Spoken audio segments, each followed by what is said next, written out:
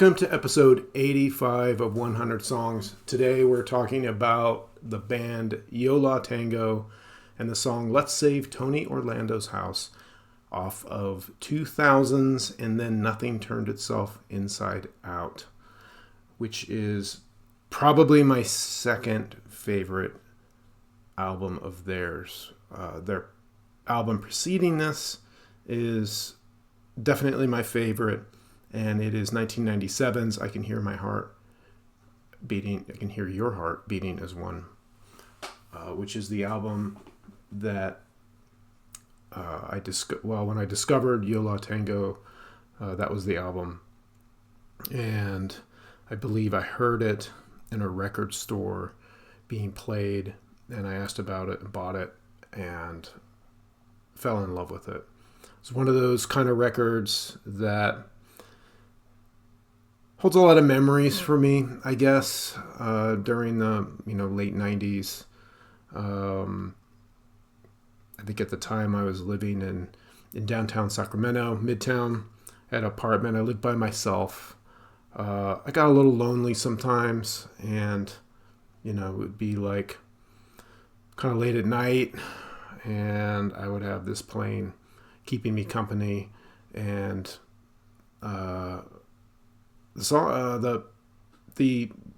this record, that record, this record here, and a lot of their records actually kind of have a lot of depth to them. There's a lot of range, I would say. They've got kind of a noisy rock sound at times. It gets a little shoegazy, a lot of jammy guitar, but then there's a lot of soft, kind of quiet pieces, and a little bit of everything in between. And I would say, there's something for everyone with this band. And I just have been a big fan ever since I discovered them back in about that time. If you go back in their catalog a bunch of years, they were formed in 1984 in Hoboken, New Jersey. So they had several releases before this kind of era, late 90s, early 2000s era that I really like the most. And then, so a lot of their early stuff is really great too. It is a little bit different, but it still all has that kind of Yo La Tengo sound. And the stuff after that too, it's all strong. I don't really think they have a weak part of their catalog. Yo La Tengo means I've got it, like in baseball when you're going for a fly ball. That was something I read. I don't know if that's true, but I guess it makes sense. The band in its current version and really long-standing version, since going way, way back, is Ira Kaplan, who plays guitar and does vocals. Georgia Hubley is, I believe they're married. She does drums, other instruments, and sings. They're both kind of multi-instrumental. And James McNew, who is their bass player for a long time. They had a different bass player initially. And there's a lot of history that, we're not going to cover here. But if you want to start somewhere with Yo La Tengo, I would recommend kind of going middle of the catalog and then kind of working out that way. They're still active. They've had music up until pretty recently, and they're still touring. They're still doing what they do, and I'm so glad, because I have not tired of them, and I haven't found myself listening to their releases and thinking, this band is done, or I don't like what they're doing anymore. They've got a lot of creativity, and they just have never grown tired of listening to Yo La Tengo. And like I said before, I think there's something for everyone with this band. Definitely worth checking out. This song I chose, I could have chosen many songs that I like more than I like this song.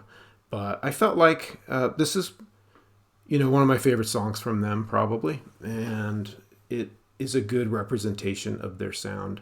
Not so much on the guitar heavy, jammy side, which this is not at all. This is a little closer to the quiet, poppy side, I guess. There's a lot of keys, not a lot of guitar. I really like the guitar stuff a lot. But this is Yo La Tengo through and through. So we'll listen to a little bit of that in a second.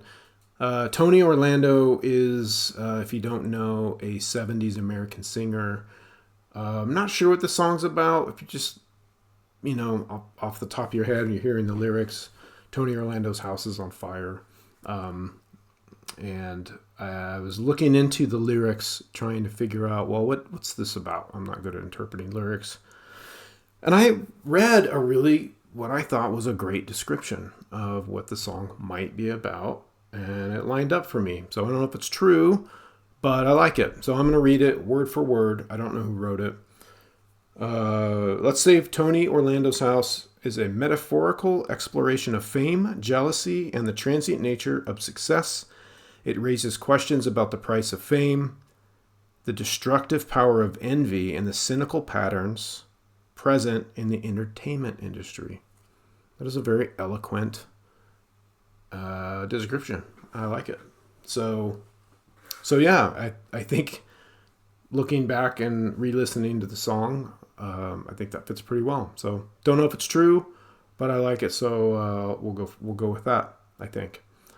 So let's listen to a little bit of Let's Save Tony Orlando's House while I knock everything off my desk. It's about midway through, and then we'll take it to the music outro.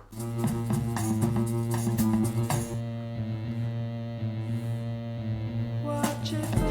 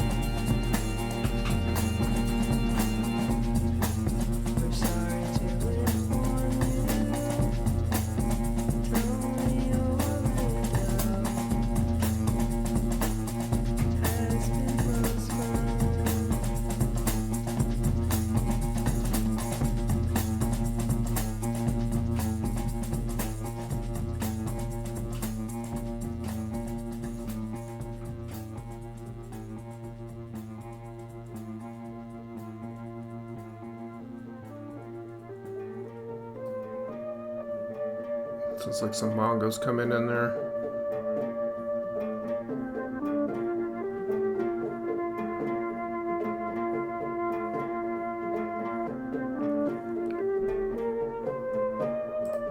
It goes a little bit more.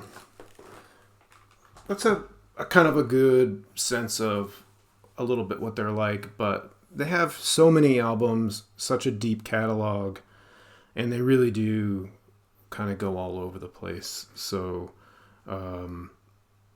yeah, I don't know what else to say. I highly recommend checking them out. And I did get to see them in concert. I brought this to share, and I almost didn't share it. I saw them in concert a couple years after this album came out. I think it was maybe 3 years after this album came out. So it was the album after this one that they were touring for, and I saw them at the Fillmore with my girlfriend, now wife, and we had a great time. And check out this poster from the Fillmore. I have it hanging in my garage. And there it is. Turn it this way so the light doesn't get it. Yo La Tengo. The Clean and Eiler set was opening. And we actually bought both of their CDs because they were great openers. The whole show was terrific. There it is. 2003. They played for 3 nights. I don't remember what night we went. I'm kind of bummed I can't find my ticket. But that's okay, I guess. It was a great time. And yeah, let's see what we're going to talk about in the next episode.